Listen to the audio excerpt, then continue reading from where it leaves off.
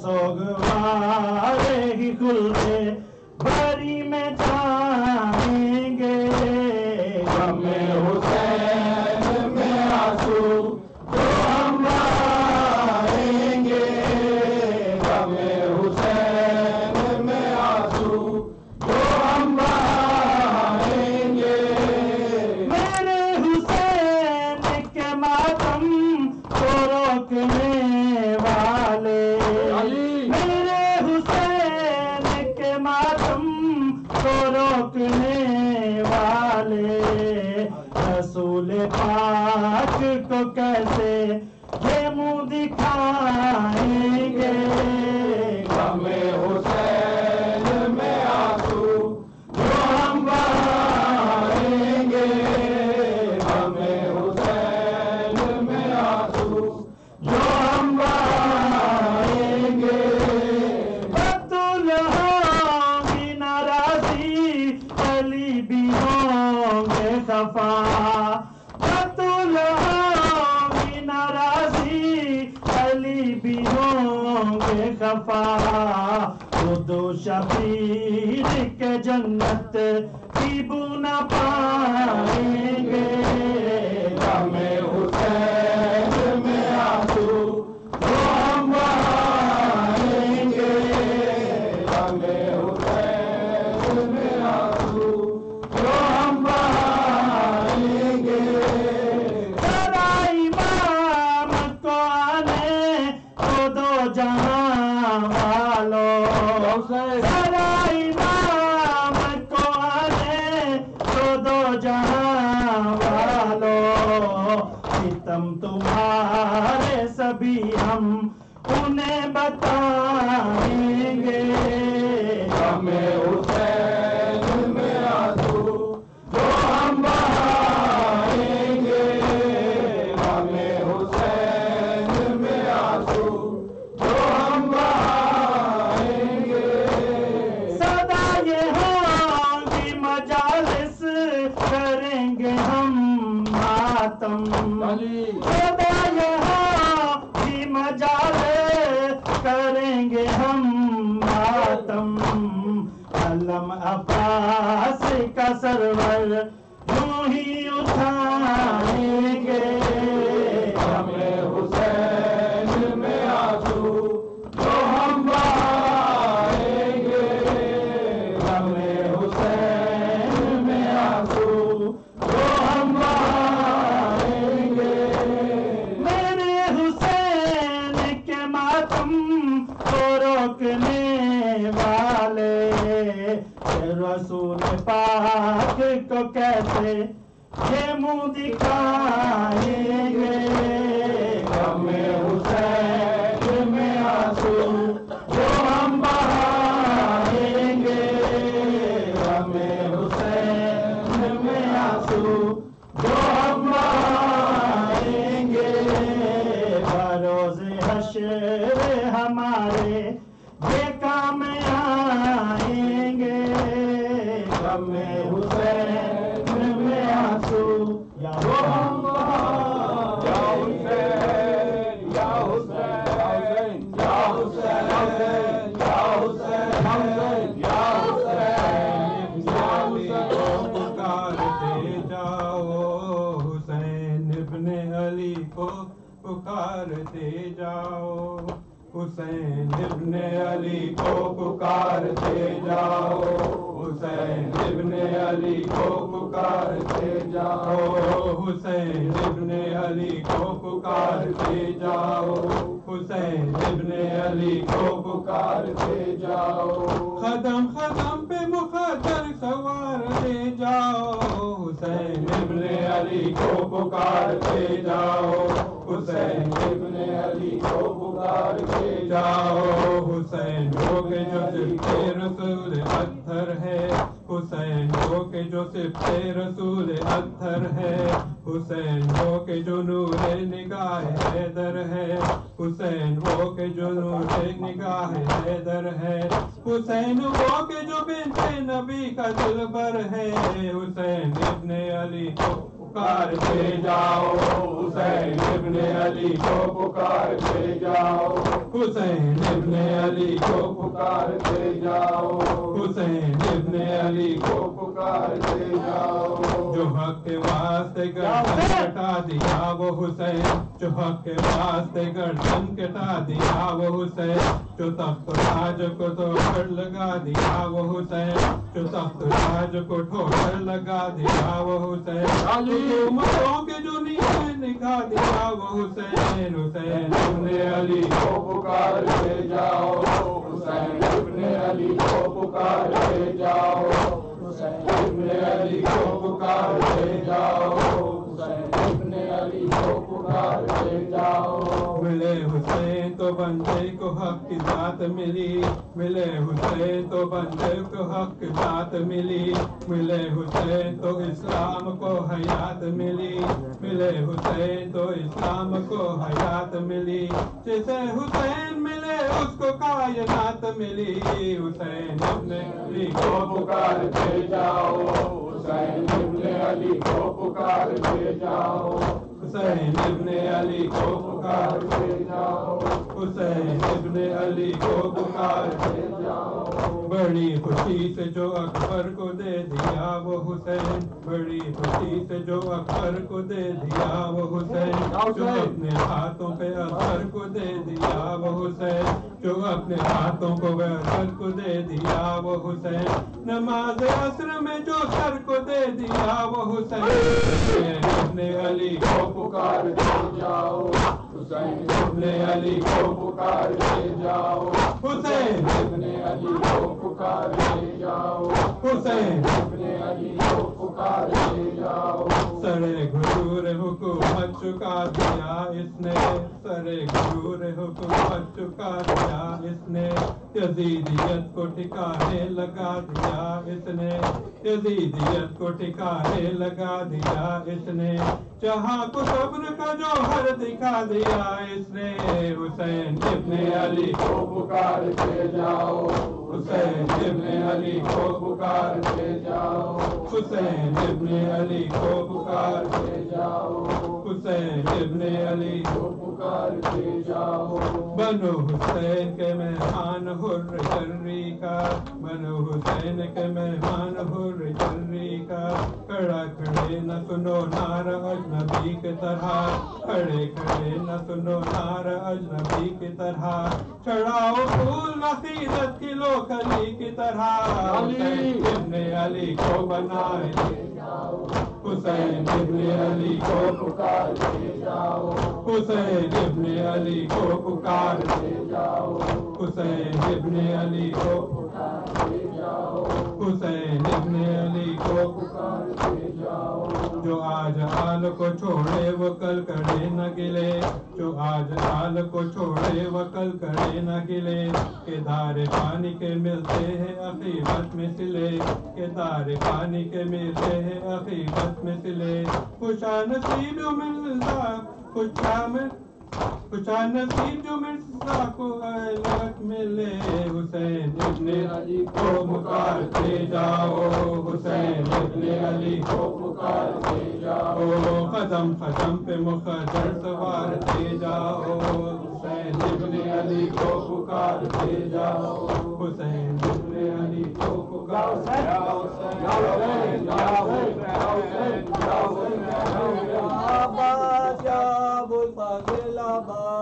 सैयदी आबाद शाहुल फज़ल आबाद, सैयदी आबाद शाहुल फज़ल आबाद, सैयदी आबाद शाहुल फज़ल आबाद, सैयदी आबाद शाहुल फज़ल आबाद, सैयदी आबाद शाहुल फज़ल आबाद, तेरे गुलाम दीजिए सलाम, सैयदी आबाद शाहुल फज़ल आबाद,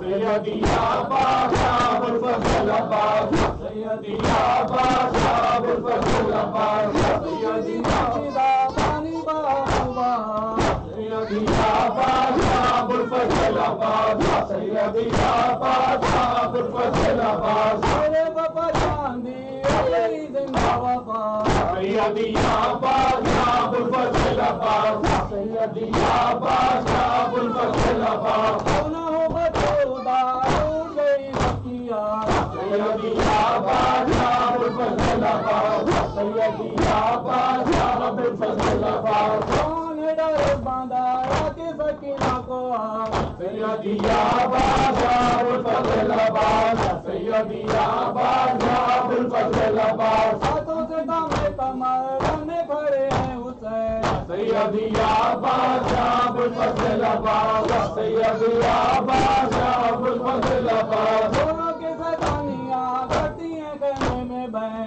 سیدی یا بادشاہ ابوالفضل عباس سیدی یا بادشاہ ابوالفضل عباس اپنی سکینہ کو آنے لگائے گا کون سیدی یا بادشاہ ابوالفضل عباس اپنی سکینہ کو آنے لگائے گا کون سیدی یا بادشاہ ابوالفضل عباس ساسی مر جائے گی کیا گزارے گا کون سیدی یا بادشاہ ابوالفضل عباس سیدی یا بادشاہ ابوالفضل عباس سیدی یا بادشاہ ابوالفضل عباس سیدی یا بادشاہ ابوالفضل عباس سیدی یا بادشاہ ابوالفضل عباس سیدی یا بادشاہ ابوالفضل عباس سیدی یا بادشاہ ابوالفضل عباس سیدی یا بادشاہ ابوالفضل عباس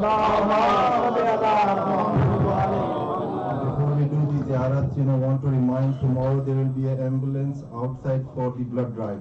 So I request all the young brothers to park their cars there in the school and then walk up, just like a few minutes. So ladies can park here, inshallah. Remember, if there is few slots left for blood drive, you can write your name there. Inshallah, last thing I recall, you have a register down there where we have to pay for all the expenses for Muharram. $7,000 to $10,000 we have to pay. So we all depend on you to pay and get thawab for it. Muhammad wa ali Muhammad sallallahu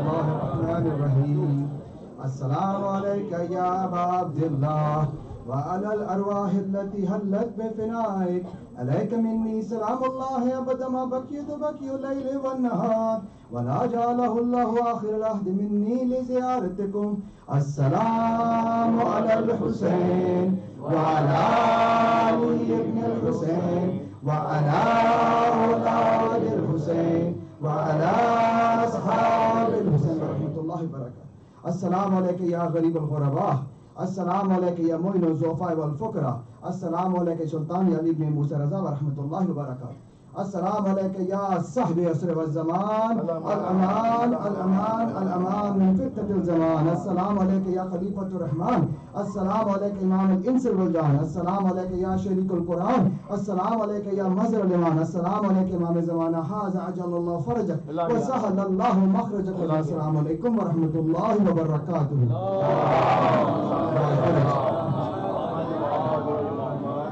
اللهم صل على محمد وآل محمد اللهم صل وليك الحجة الحسن صلوات عليه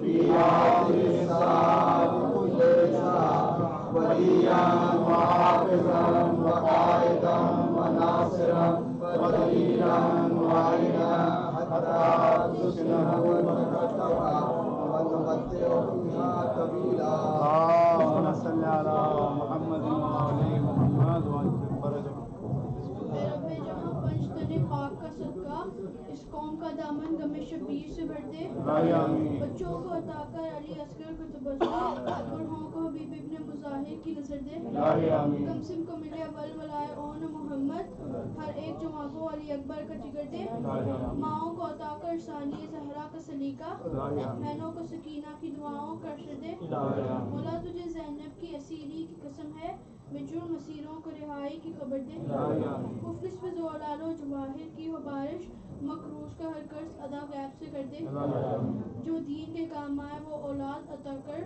تو مجلس شبیر کی خاطر ہو کر دے غم جان جاتی ہے تو بے شک چلی جائے عباس کے پرچم پہ کبھی آنچ نہ لگے